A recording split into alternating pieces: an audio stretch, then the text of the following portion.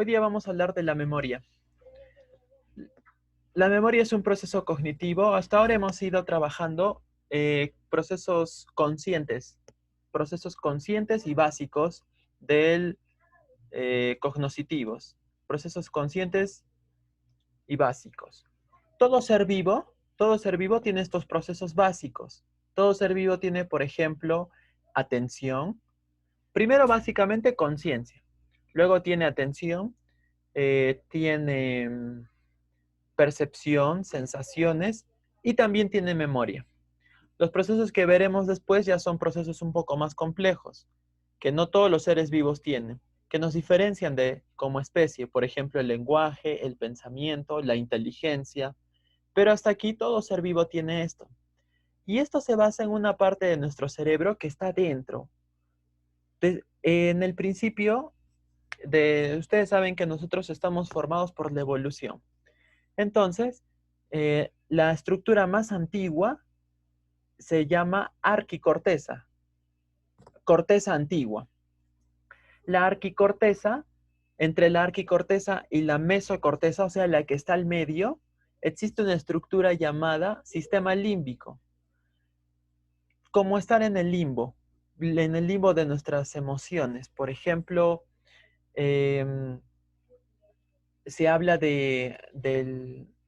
Freud, por ejemplo, vimos hablar acerca del bien y del mal, o hay autores como Dante Alighieri que hablan acerca eh, de los pecados y no sé qué. Entonces, limbo es el punto medio, punto medio.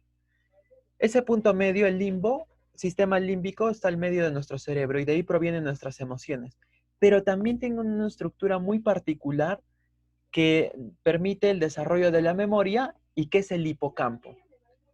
El hipocampo. Bien, ese es un poco de la fisiología de la memoria. ¿Listo? Los procesos que sean más externos, que son de la neocorteza, o sea, lo que está más externo, eso ya está para seres evolucionados. Por ejemplo, el humano, los primates, etc. Solo que los primates no lo usan como nosotros, pero sí lo tienen. ¿Listo? Entonces, vamos a ver. La memoria. ¿Cómo funciona la memoria? Bien, por ejemplo, una persona está viendo una película. Acá nosotros ya tenemos algunos conocimientos previos de cuál es el foco de la atención de cada uno, pero finalmente ambos de alguna forma están tratando de retener la situación. Convencionalmente, lo que están viendo de la película.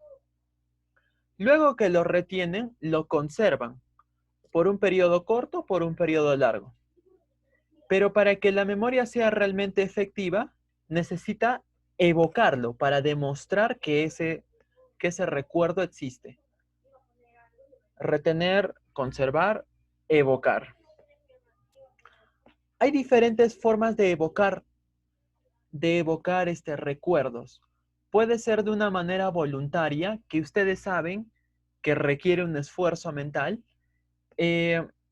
y que su primer elemento es del tipo asociativo, es decir, vamos asociando ciertas ideas, ciertos conceptos, o puede ser de forma inusitada, por ejemplo, ante el consumo de sustancias psicoactivas como el alcohol, las personas van expresando muchas cosas, ¿no? Entonces es de manera inusitada, es como sin querer queriendo, no lo hacen a propósito. Y se va dando de forma como libre, espontánea, inusitada, libre, espontánea. El siguiente proceso después de retener, conservar, evocar, es reconocer exactamente a qué cosa me estoy refiriendo. Ya, por ejemplo, de manera voluntaria, estas dos personas están hablando de la película específicamente que vieron, que es el Guasón. Pero ahora reconoce, este recuerdo tiene que ver con los superhéroes. Reconocer. Y evidentemente tiene el último factor que es localizar. ¿Cuándo ocurrió el recuerdo? Este recuerdo ocurrió ayer en la noche. Luego, también de forma espontánea puede ser asociativa, decíamos de em, en qué momento o en qué situación lo está ubicando ese recuerdo. Entonces, proceso de la memoria, retener mediante la atención, conservarlo, pero al evocarlo puede ser de forma voluntaria o espontánea, por asociación o de forma libre o espontánea, valga la redundancia, inusitada, reconocer a dónde pertenece ese recuerdo y luego localizarlo. Ese es el último proceso, localizarlo. Podemos tener muchos recuerdos, pero a veces podemos no saber exactamente en qué momento pertenece lo que estoy recordando. Por eso es el proceso más complejo. Listo. Ahora prestemos un poco de atención selectiva a esta parte de tipos de memoria. Es importante, porque de esto se va a tratar la actividad. ¿Listo?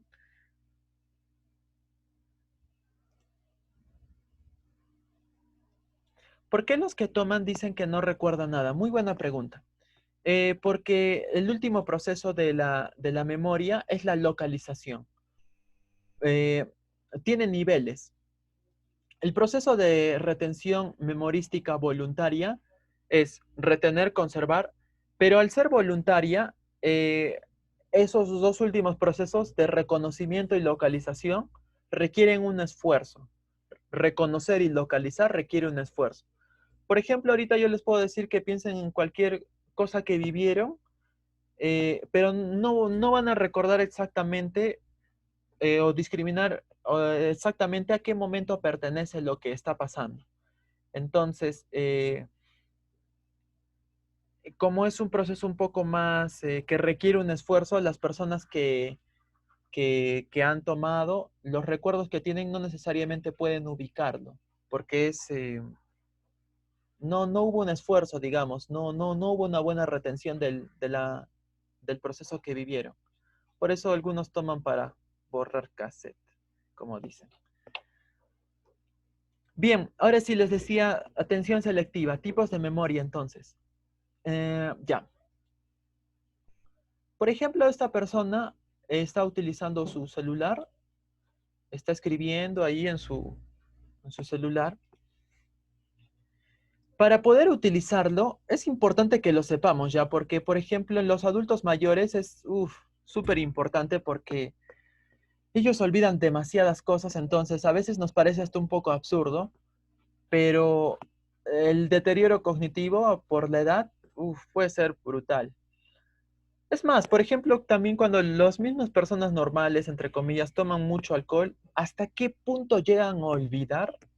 Eso también es muy crítico. Entonces, el primer tipo de memoria y más básica es la sensorial. Todos mínimamente recordamos cosas que hemos visto, que hemos sentido, que hemos escuchado, mínimamente. En el caso de la persona que tomó, ¿no es cierto? Dice, no recuerdo a quién besé, no recuerdo con quién me fui, pero sí me acuerdo que había un poco de ruido y que estaba un poco oscuro, porque es lo mínimo. Mínimamente tenemos una memoria sensorial. Luego, por ejemplo, esta persona recuerda cuáles son las aplicaciones que corresponden a cada cosa. Por ejemplo, el pollito ese celeste es el Twitter.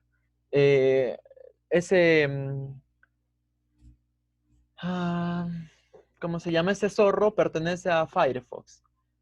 Ya está. Entonces, cada, cada idea o cada icono pertenece a alguna cosa. El poder recordarte es la memoria idética e icónica.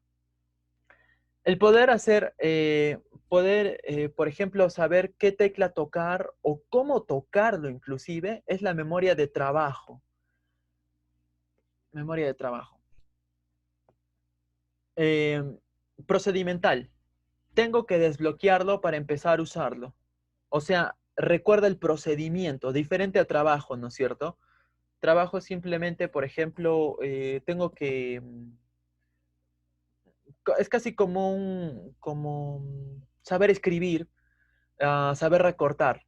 Pero en cambio el procedimiento es tengo que empezar del lado izquierdo y terminar por el lado derecho. Es un proceso un poco más complejo. Semántica, conceptos básicos al utilizar el celular. Por ejemplo, memoria es el espacio que tengo que almacenar. Es un recuerdo semántico, es un concepto. Episódica, la semana pasada le instalé una aplicación. Eh, Utiliza su memoria episódica para recordar qué hizo con este objeto. Es muy curioso porque estas personas que dice, no recuerdo mi nombre, no recuerdo mi nombre. Ahorita vamos a ver qué tipo de memoria es esa. Eh, Declarativa, que dice, allá, allá, perdón. La declarativa engloba tres cosas.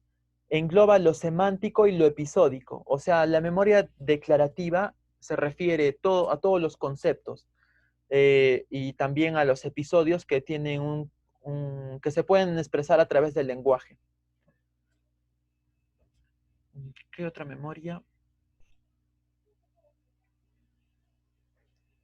Bueno, por ejemplo, con la memoria declarativa utilizo o hago afirmaciones un poco más amplias, como ya llevo tiempo con este celular. Es un episodio y aparte es un concepto que está expresando. En cierto modo también vendría a ser prospectivo y autobiográfico. A ver, ya. Entonces, mmm, tipos de memoria entonces. Todas las personas recordamos cómo hacer ciertas cosas, cómo agarrar un objeto de trabajo, cómo manipularlo ya a través de procesos procedimental, eh, cómo, conceptos básicos para vivir, declarativa, semántica, eh, luego episódica es cosas que me han pasado, eidética o icónica es de imágenes. Prospectiva es que la memoria también se proyecta tanto hacia atrás como adelante, como la conciencia. Y autobiográfica es que esto me pasó a mí. ¿Verdad? Les quería consultar entonces lo que acabo de preguntar en el chat. En el chat, por favor, escriban, ¿qué tipo de memoria sería para ustedes que se está alterando en una persona que dice que no recuerda su nombre?